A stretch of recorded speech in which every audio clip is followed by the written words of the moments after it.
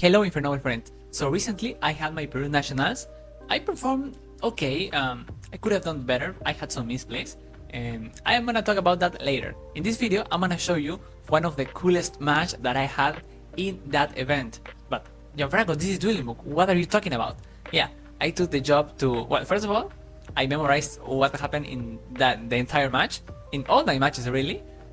So I just had it rebuilt. Like I construct like all the plays, all that happened during the match, and I put it here in a DB replay, so I could walk through all of you into what happened in my mind and how did I actually won this match.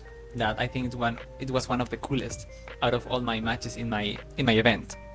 Okay, so with that being said, let's begin. This is game one. Why are they some face down banished cards?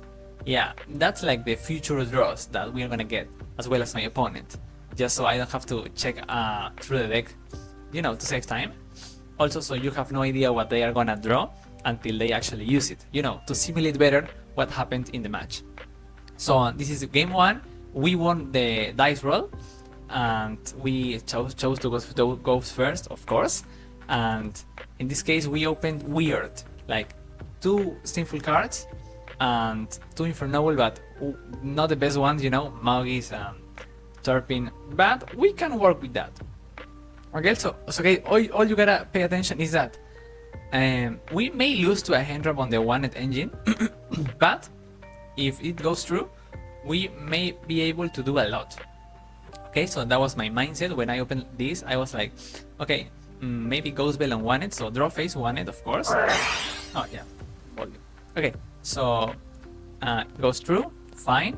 Now, what's gonna be the cost? Usually, we tend to cost duplicates, like cost witch, summon witch. That's good if the rest of your hand are like full gas.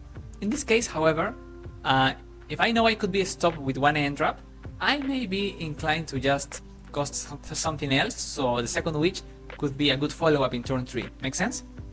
So we go with cost Turpin. And why Turpin and not Mogis? Because if it goes through, I'm gonna do a really cool play that I visualize at this very moment, but I'm gonna talk to you about that later. Let's see. It goes through. Nice, nice. Now we are in the winning seat for this game. Okay, so now you could normally summon Mogis and then use OSS on Mogis, or you could just use it on the witch. I choose on the witch. So first of all, we keep saving info, so we still have 3 unknowns. But second, because Mogis technique comes up later. Yeah, so now we revive, which you could be like, hey, but you could stop the warrior lock and just normal summon Mogis. And I think that's fine, because preventing the warrior lock is usually good if you can afford it. So we can later on make some other plays that are not warrior related, you know, in the extra deck. Maybe an IP, a Promethean, a Charmer if we got hand trap, but in this instance, I think it's alright to just get warrior lock because of the Magis technique. And also, this, yeah, like if this gets the Crowers, Bebel, I don't know, then we can normal summon Magis as a plan B to keep extending. I don't expect Bell because they didn't Bell one it, but yeah, who knows. So now we get the draw. Why now and not after the Angelica, so you can get out the Museum and the Durendal of the deck? Because I'm actually fine if I draw the Museum or the Durendal, because I still have another Museum with another target, the Maze. So I'm still gonna get more extenders, more life cards. I want life cards, okay? So if I can have 2 more life cards in the deck, I'm gonna do it. The difference is super small, but it just makes sense for me in this scenario to draw right now. And we draw, yeah, Museum, just like I expected. Maybe this was the Museum that we were about to search with Angelica, and maybe the next draw would have been something dead, so who knows. Okay, but now you could use Museum now. I choose to, you know, keep the information for later. And we go get a new Museum. Like, this technique is really cool because, like, at the beginning we had double witch in hand, but the opponent doesn't know it. Now we have double Museum, but the opponent doesn't know it. And guess what happens now? What's a really common hand trap that people tend to use in this format thanks to Tenpai? Yeah, Ghost Ogre. It hurts here. Well, not really. Would have hurt, but we thankfully have a new Museum, so we don't actually care. we keep going. Yeah, maybe there was a better spot for the Ghost Ogre, but hey, I think if you know that you can Ghost Ogre Museum and you know that Museum is a powerful card, it's fair to use it on Museum. Like I probably, like if Museum was in my starting hand, I would have probably used it to combo with Witch. So it was just the chances of drawing it later on the turn. Well, it is what it is. So now we keep going. Hey, but what can you do with such a weak opening? If you're Warrior Lock, you lost your extra Museum. Are you gonna make a big end board or not? I'm gonna let you judge that for yourself. Okay, so now with Turpin, trigger Angelica, mill Gearfried, use the Almaze into Durendal. This is the standard. Get the Renault, use it to get the Gearfried. Now, usually if you wanna play around him, in a scenario like this, we already did 5 summons at this point, okay? 6 summons to be honest. So if we want to summon Gearfried, we are gonna lose the board. So regardless of when do we summon the Gearfried at this point. And it's not like, hey, if I summon Gearfried and get Nib, I have enough gas to keep going and make Charles. We don't.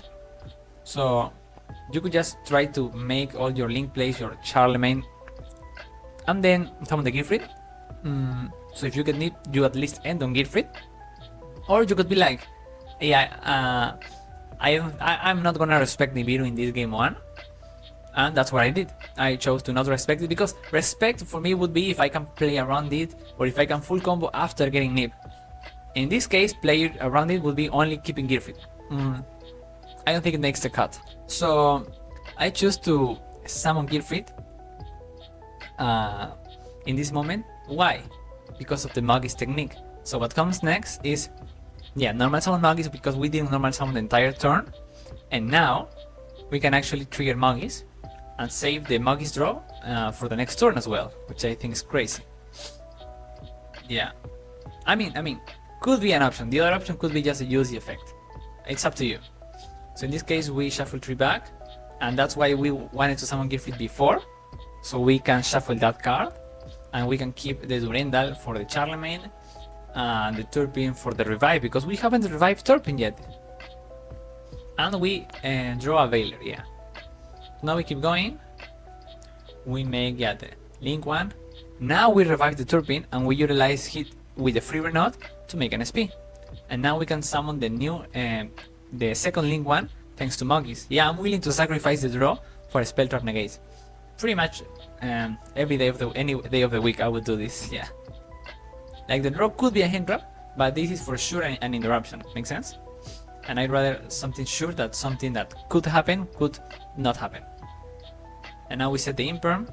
I don't really remember where did I set it, but I don't think it matters. We get the Angelica and we put the equips and we put the Oliver, yeah. And he could have been Augur. I don't think it matters. Now you let me know how big is this board. Okay, so this is 1 negate, 2 negate, 3 negates, the banish 4 interruptions, the pop 5 interruptions, the imperm 6, the Veiler 7. So we have 7 interruptions despite having a weak opening. I think the draws helped a lot, like drawing with Mogis drawing the Veiler as well as with One drawing the Museum. So 7 interruptions through the Ghost Ogre with a weak hand. And you saw how did I do it. So now I mean, does this mean that we are gonna win? I mean, I don't know. Let's see. So finally we can learn what is the opponent playing. Draw face Super Poly, caused a hand trap, probably was the 6th draw. So I am guessing, yeah, you probably know it. But first of all, let's resolve the Super Poly because we cannot respond. So I cannot answer, I cannot tell you after we resolve Super Poly because Super Poly has priority, yeah, over my explanation. So yeah, he gets rid of that. He doesn't trigger the Durendal, that's good for him. And I'm guessing he's, yeah, Tenpai. What can we do against Tenpai? Well, it depends. We still have interruptions, thankfully. Despite the Super Poly, we have 1, 2, 3, 4, 5. Hey, 5 interruptions. He only has 4 cards. We are good, right? And he can normal summon a guy that we can totally affect the island. So I like it.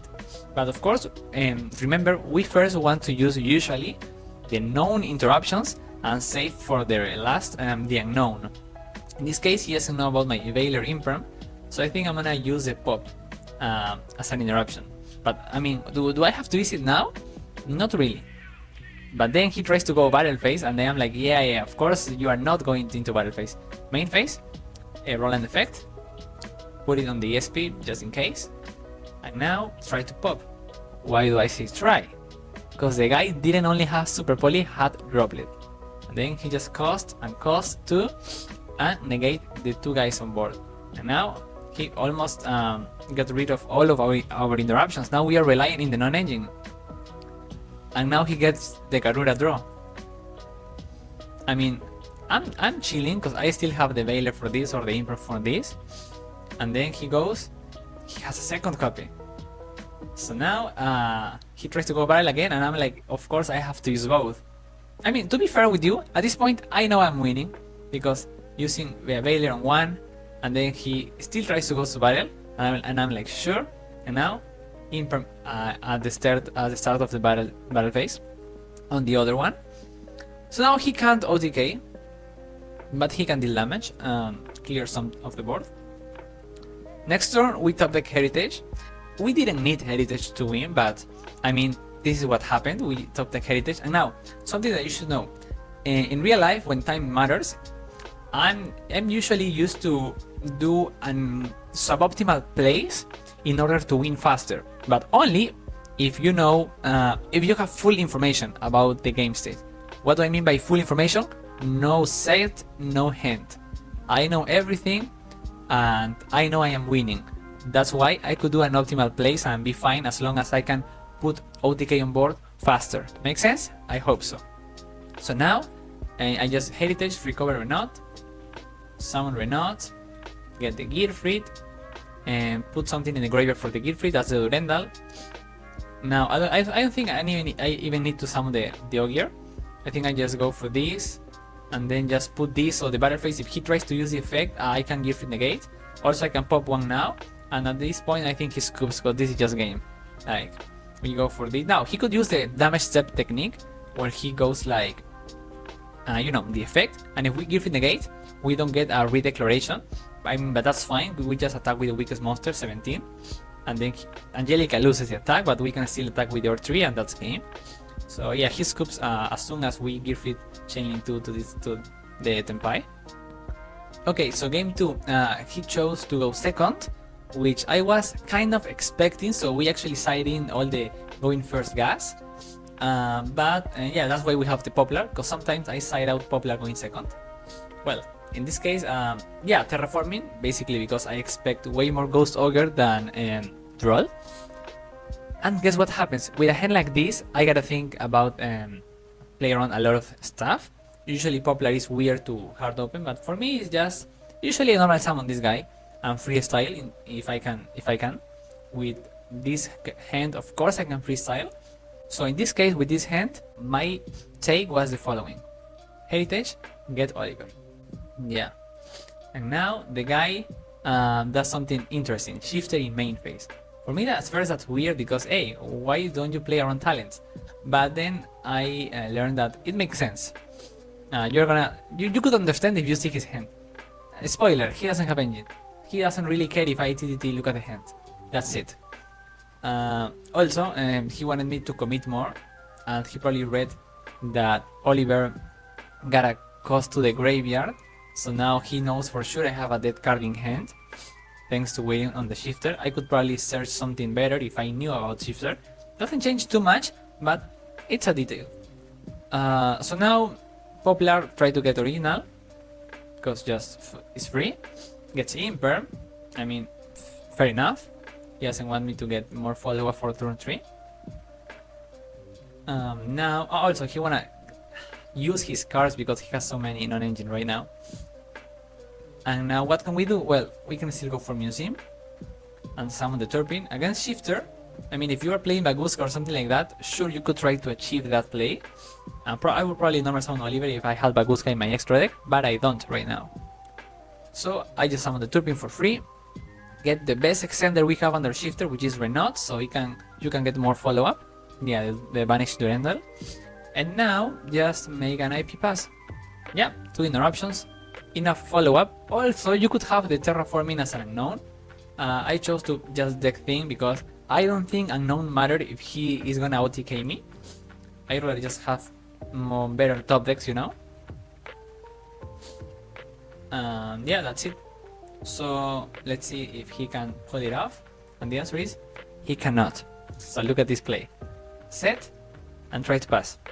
We go like no, IP effect, SP, banish whatever you are setting, which is probably droplet imperm. Probably droplet because imperm you could keep it in hand, and I was right. Now, for 1 second I also thought this could be a bluff, so now he doesn't have to deal with 2 interruptions, only 1, which could have been the case. So that's up to you to choose if you want to take this risk or not. In this case, it worked. He's still passing, but he set another card. Why would he set a card right now and not earlier? The answer is, I think it's pretty simple. Double droplet, yeah. I mean, that's the only reason. If it was another non-engine that he could use to survive, he probably would have set it. Yeah. I could totally read this is a droplet, yeah. Like in the real match, when it happened, I was expecting droplet set. So now in the next turn, we top deck a witch, or won it, but I think it was witch. I know I gotta play around non-engine, so I try to commit little by little. So I'm gonna save the witch because it's unknown. He does know about the Durendal, which is why I start with that. Now I try to, yeah, utilize the museum. I mean, even though we have a dead one in hand, like, it's just free value. At this point he Veilers, which I don't think is correct, but is what he did. He probably knows about Gear Freed and how easy it's gonna be for us to get it with the Almaze in hand. Anyways, after the Veiler, we are gonna summon the Oliver. I think it's okay to cause the Almaze because in this instance, I have to go into Magi somehow to put it back in the deck. So this is live because I'm only running 2 equips at the moment, which are in the graveyard. So I didn't actually matter about negging the Almaze because I'm gonna get it and it's gonna be live later. And I just go for Angelica right now. Hit droplets here, which I expected because it was an easy read that droplet was set. Yeah. I don't remember what was the cause. I just put shifter, but it was probably something dead. And now it's just game over because what can you do if Angelica is negated? You can put it in the graveyard, revive it, and now it's not negated. Sounds simple, right? But before doing something like that, you want to summon your non-fires before Promethean locks you into fire. So yeah, especially if you have a new museum, so it just makes sense. And now you revive Angelica and this is game over. I think he scooped the second I revived Angelica and tried to trigger it, but I'm just gonna show you that this is, yeah, and the game on board. I don't think I even need to full combo. Remember, in a real match, you don't need to overextend. If there is no unknown information, just win. Just put damage on board, revive the guy, and that's, yeah, the second you calculate 8,000, go for game. Don't take longer, it's not needed. Yeah, and that's how I won against Tenpai 2-0, and I liked a lot this replay. I mean, we got shifter, we got super poly, droplet, but hey, the deck sometimes is too good, sometimes. Yeah, I hope you like this example of how to face Tenpai. Of course, they could just hard-break in non-engine. That happens sometimes. Well, nothing else to say. Stay tuned for my next video. And yeah, see you. Don't forget, you can learn more about this sequence, about this process, about this how to use the cards to the maximum potential with me on the coachings. Okay, goodbye.